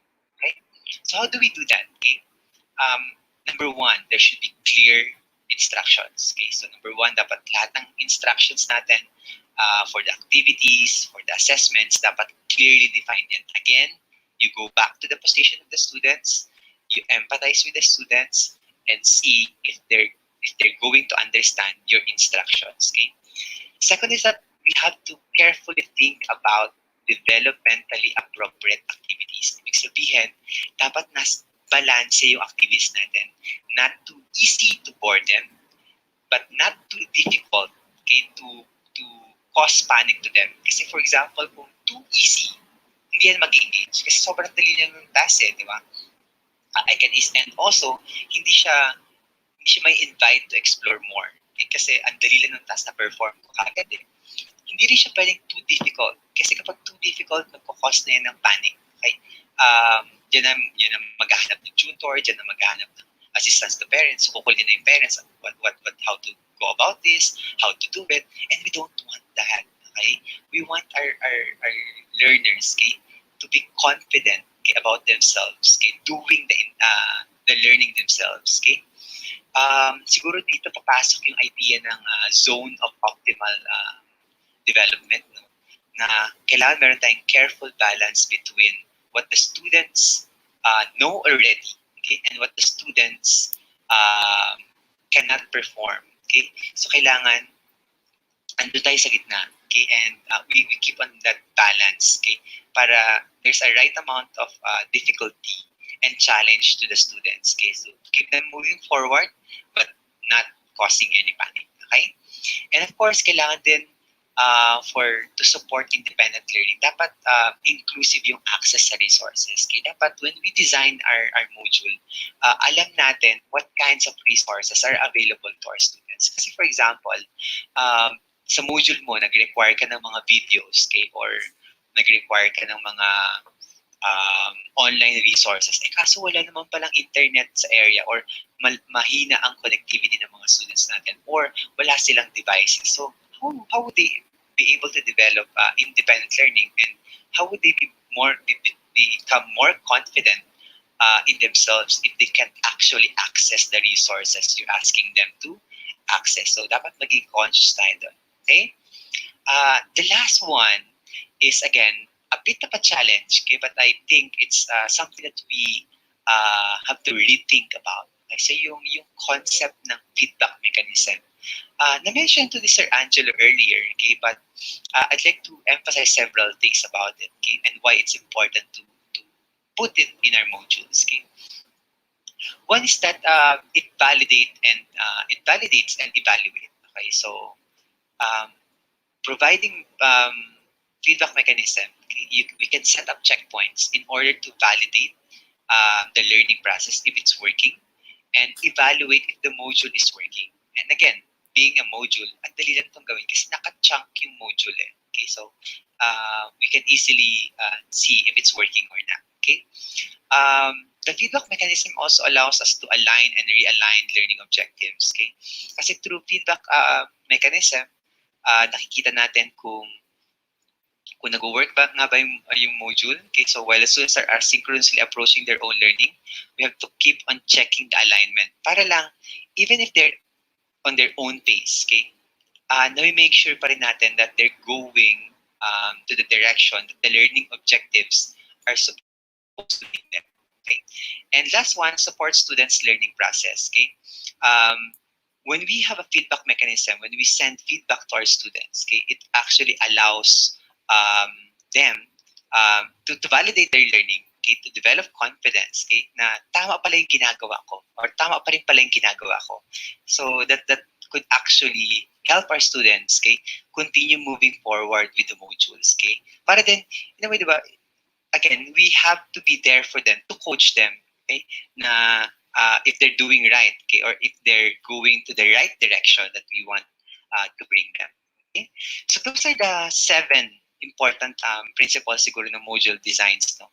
Lahat ng to, okay, the components, the principles of designs, okay, and all the things we've talked about so far, we're going to apply all of this when we do our workshop on July 11. Okay, so doon natin i-apply lahat together with or alongside with the structure provided by the MELC, or the most essential learning competencies set by DepEd. Okay? So yun yung gagawin natin. Okay? How do we take all of this, okay, that we've learned today, okay, into that? Okay, so be ready with a workshop type webinar on July 11. Okay?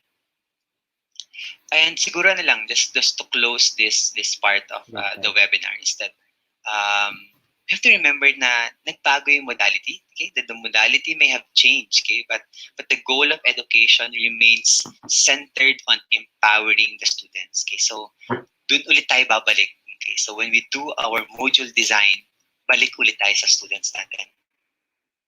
We think of them, we put them at the center of our planning and designing and creating, so that whatever module we're going to create, okay, we're sure it's actually going to work for them.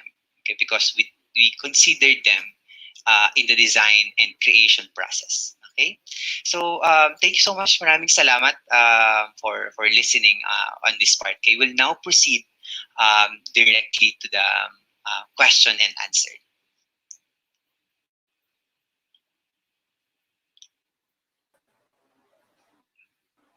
Hello, sir.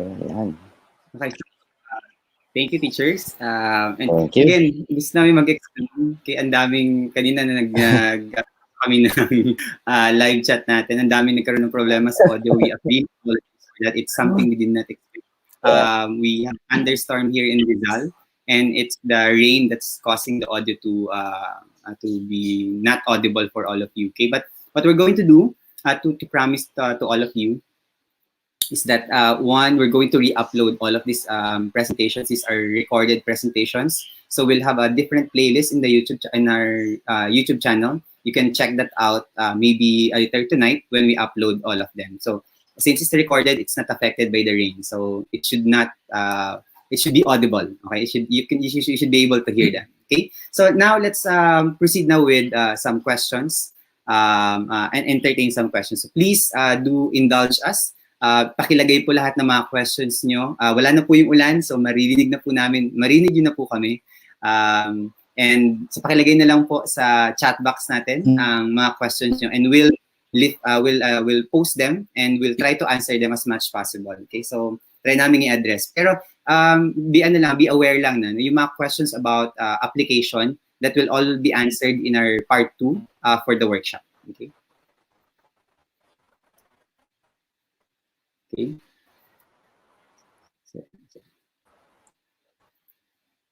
So let's pick some questions. Okay, maraming salamat po. Thank you so much for being with us here. At saka sobrang yung patience, no, ng mga teachers. Okay. Thank you so much, sir, for being patient. Siguro ano rin to, teachers, reality check natin to, di ba? Kasi pag nag-online distance learning tayo, kaya nagkaroon tayo ng mga ganitong klase ng activities, we will encounter unexpected things like this. And as teachers, we should be prepared for that. Okay? And I think kami naman, medyo na-stress kami ng konti, pero sabi namin, sige, laban na lang natin. Kasi anyway, para sa mga guro yung ginagawa natin. And we will not give up on them. Okay, so ayan, tumila na po at nakiusap na kami sa Puong May Kapal. Okay, so questions, puro thank you po ang narinig namin. Maraming salamat din po. Okay. Sige sir, while you're looking for questions na gustong itanong sa atin ng ating mga kaguro, tama yung sinabi ni Sir Franco. Ako siguro personally, I'd like to see yung ulan kanina as a blessing in disguise. Kasi are made to realize na that can happen. In fact, that will happen. Alam naman natin yung bansa natin, di ba? Yes. That will happen. Habang nagtuturo ka, habang synchronous ka, mangyayari yun. That's why, very important yung concept of adaptability. Okay? So, sabi ng isang natin kanina, isang kaguro kanina, ibagay sa lugar. Yung lugar natin, maulan. So, kailangan ready ka sa ganung mga klaseng mga interference. Anticipate mo na. Yeah. Kaya kanina, di ba, si Sir Angelo, when he was discussing his part, ang sabi niya, at saka Sir Jambi din, damihan natin yung mga asynchronous activities natin, yung mga hindi nagre-require ng video conferencing like this or streaming like this para it's medyo safe tayo kasi nga again yung bansa natin talagang bagyuhin, ulanin, etc. Okay? So, meron tayong first question na na-pick dito, no? Paano po ang validity ng nagawang module? Okay. Sir Angelo? Ako, Sir Franco, sa tingin ko, nung validity, I'm looking at validity as something na na paano natin ma-ensure na okay siya or paano siya kumbaga working talaga siya. Ako, I always go to that perspective na at this point, we don't know. Kasi, kumbaga tayo we're all going towards an unknown. So, dapat siguro we are open to if there are things that we have to change, if there are things na hindi nagwo-work, if there are things na kailangan palitan. For example, synchronous ka, tapos bigla nagkaroon ng problema. Hopefully, meron tayong backup plan. And that makes, I think, the module unti-unting naging valid. Kasi at this point, mahirap sabihin na valid siya kasi it will work. At definitely, we don't know if it will work. Hopefully, it will work. Yun ang gusto natin. Kumbaga, nung preparation natin, tinitignan natin kung paano siya magiging okay sa mga bata. Pero pag nandun na, minsan nagbabago pa rin. So, I think the flexibility of our module should be one of our priorities to make it valid in that particular sense. Yes, sir. Thank you. Maraming salamat. No? I agree with Sir Angelo. No? And to add on that, okay, teachers, that's why kanina, one of the principles of module making is alignment. Okay? So, para ma-make sure natin in the first place na valid yung ating magiging module, sa designing process, alignment ng ating assessments, ng ating activities, saka learning objectives natin. Okay? And after we have designed the modules, okay, ang next step natin to validate yung module natin kung nag-work ba siya, it's through your feedback mechanism. Okay? One feedback mechanism would be student feedback or pwede rin yung mga assessments ng mga students natin. Kasi, Sir Jambi, Sir Angelo, no, pag ang assessments, for example, hindi nag-work, okay, lahat nag-fail, okay, or hindi nila nagawa yung task, there's something wrong about your module. Okay? So, may questionable na yung validity ng module natin. Kasi, dapat, it should work. From the objectives, the activities, down to the assessments. Okay? So, next question natin. Sir Angelo, okay. I think naputol Sir.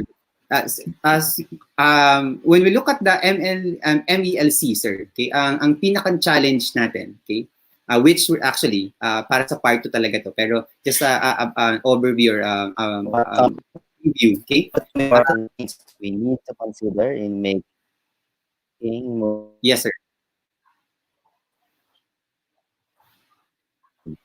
Okay. So, sorry, medyo choppy lang, Sir Angelo. Pero teachers, ang pinaka-challenge talaga sa atin dito is that how do we look at the MELC and how do we fit that in the modules we're going to make? Okay? Kasi syempre, especially for those in the public schools, medyo kailangan compliant tayo sa MELC. Kasi actually, hindi medyo, no? Kailangan compliant. Hindi tayo, dapat compliant tayo sa MELC. So, medyo requirement natin yan. Okay? So, gagawin natin guidelines yan ng mga modules natin for our workshop on our next, on the second part of this webinar. Okay? Actually, compliance naman does not mean na hindi mo na pwedeng i-adjust. Okay? So, pwede mo siyang i-adjust for as long as the essence is there. Yes. Siguro ang suggestion ko lang, tip, para just to make sure that your modules are aligned with the MELC. Pati na rin yung validity question kanina. You always, well, lahat naman tayo magsa-start with the MELCs. Pili ko lahat tayo naiintindihan yun. Pero wag mo siyang iwanan sa start lang. Okay? Have the MELCs as your goal at the end. Tapos every time you move on to a next part of your module, balikan mo yung MELC. Sinasagot pa ba nung activity ko na to yung MELC? Baka hindi niya sinasagot. Or baka lumalagpas ka na ulit doon sa essential or baka kulang pa. Pagdating mo sa assessment, balikan mo ulit. Tama ba yung ina-assess ko based on the MELCs? So, siguro habang wala pang nilalabas yung government natin na sample modules of themselves, MELCs yung talagang mag-guide sa atin. Not just at the beginning, pero throughout the whole process. Balikan mo ng balikan. Kailangan lagi kang naka-align dun. Yes, correct. So, yun yung pinakang foundation ng module making natin. Okay? Ito very quick answer lang. Okay? Walang definite. Okay? So, walang prescribed number of pages. Okay? Pero kailangan siguro in terms of like length ng mga modules natin, titingnan natin yung mga estudyante natin. Again, we go back to our students. The users of the modules. For example, if it's a grade 1 student, we don't give them like a 100-page module. Okay, so the module should be developmentally appropriate. But in terms of length, ng modules natin. Okay. So ito rin quick answer din lang. Please do like our page kay Kaagapay Teacher Support. Okay, we'll be posting all the materials you're going to need for part 2 because there will be documents. We'll be giving you the templates that we're going to use. So that when we do the workshop, you're actually going to create a module within the workshop. And that's our goal, okay? Kasi isa nga sa magiging goal namin is that after the part 2, we're going to create what we call a Kaagapay shared folder. Okay? We're going to pull in all possible resources, all the modules we're going to have, okay? From all on our end as well, that tayo yung gagawa nito. At i-share natin to sa iba para magamit din. Okay? And magkatulungan tayo. Again, we go back to the point na kaagapay tayo. We're each other's companion sa pandemic na to. Okay? So, hindi ka lang makikinabang. Part ka rin ng mag-share ng module mo, ng nalalaman mo dun sa mga iba pang guro. Okay. Siguro itong question na to, siguro last 2 questions na tayo, no? We don't want to prolong it further, okay? How are we supposed to elaborate the topic based on MELC if the subject is too easy and can be taught for a day or 2? Okay. Yun yung magiging challenge natin, no? When we think of module making. So when you create your building blocks, your chunks, okay? Hindi siya naka-based dun sa topics nyo. Okay? So, kailangan naka-base siya on a particular cohesive theme. For example, so what binds this topic together? Okay? So, for example, ibigay ko yung example namin sa school namin right now.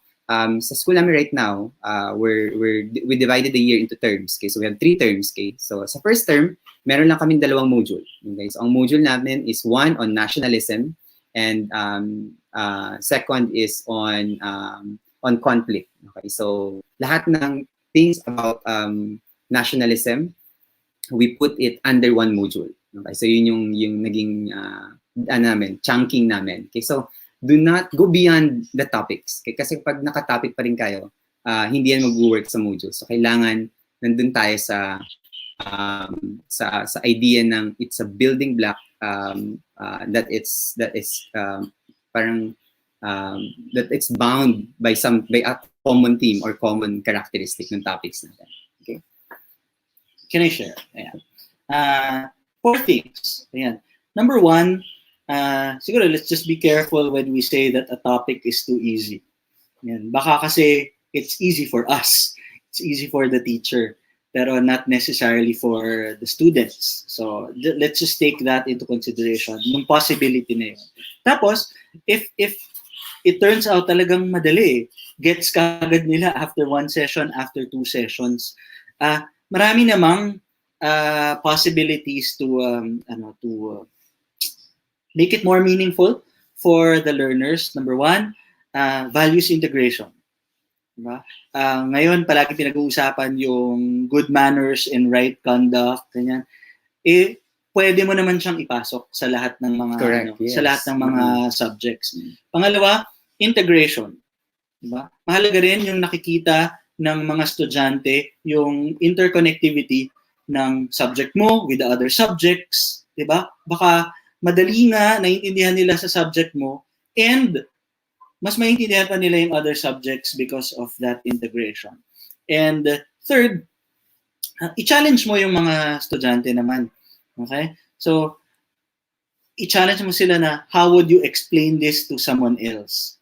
Or how would you, if you were the teacher, how would you teach this to someone else? You'd be surprised, maraming mga brilliant ideas yung mga bata sa kung how they prefer na i-approach yung certain topics, etc. So, pag nagamit mo yung mga tips na yun,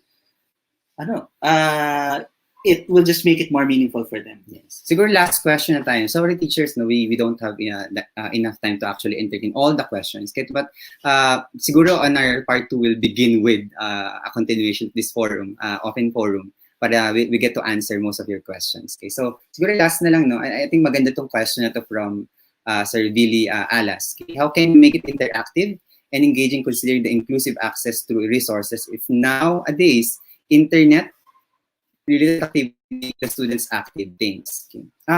Siguro yun yung kailangan natin i-redefine, no, na ang engagement ay yun yung naging point ni Sir Jambi kanina na hindi technology yung point natin dito.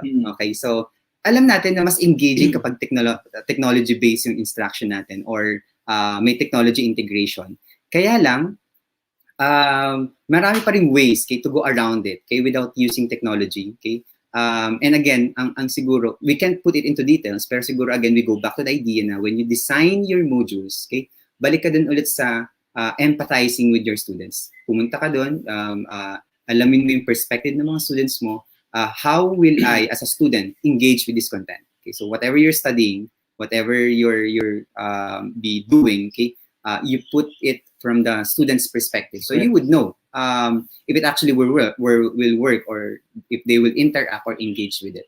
Okay. So yun nga, it's not really the technology. You have to ask yourself, totoo naman, they really are engaged pagka internet or technology yung pinag-uusapan. Pero ang tanong, bakit? What makes the internet engaging for them? So maganda, siguro, dahil nakasabay ng ulan, hindi natin masyadong narinig yung kay Sir Franco kanina.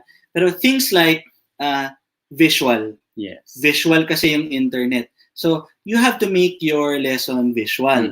Tapos, ang meron pang mahalaga sa internet, feedback. Yes, napaka-responsive niya. Responsive siya, sasagutin ka agad. So, kailangan yung activity mo, nakakakuha din sila ng immediate feedback.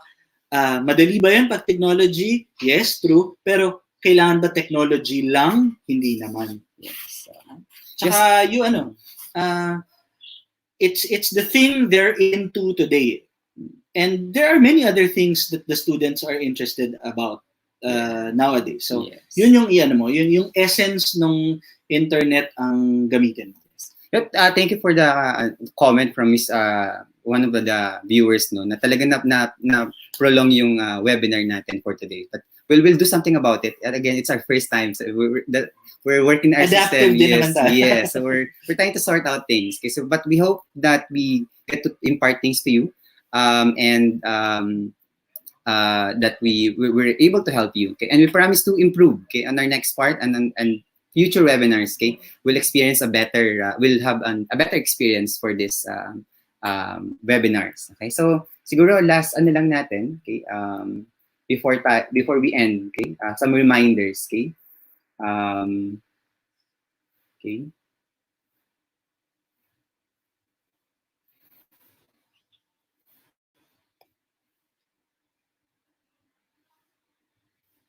Okay, so once again, for your e-certificate request, or if you want to get your e-certificates, don't forget this code, and go to our page, okay, Kaagapay Teacher Support, to access the evaluation links. Okay, there are multiple open links, so please access any of them. Be ready to answer some webinar related questions. Okay, if despite the audio, I hope that the visuals will still did help you then to gain some information. Certificates will be sent via email. Okay, so you should receive it via email. Make sure to double check your emails. We've got before emails that bounce back to us because the emails are wrong. So it will be very hard to trace you if it's you entered a wrong email. Okay, please let's not forget, no, our certificate distribution and generation system runs automatically, so we do not get to check, okay, if your info is right or wrong. Okay, all certificates will be processed within 5 to 7 days, so please do it. We have a very small core. Okay, we're a growing community. Do like our channels, kay youtube.com, Franco Nicolo Adun, our Facebook page, Kaagapay Teacher Support. One of our speakers, Sir Angelo, has a blog site, so please do also check that. Okay. Okay, so and also please do not forget our part 2. We're going to have the workshop part for the module making. Okay. So maraming salamat again, teachers, and we'll see you, okay, in our page and in our next webinar. Bye.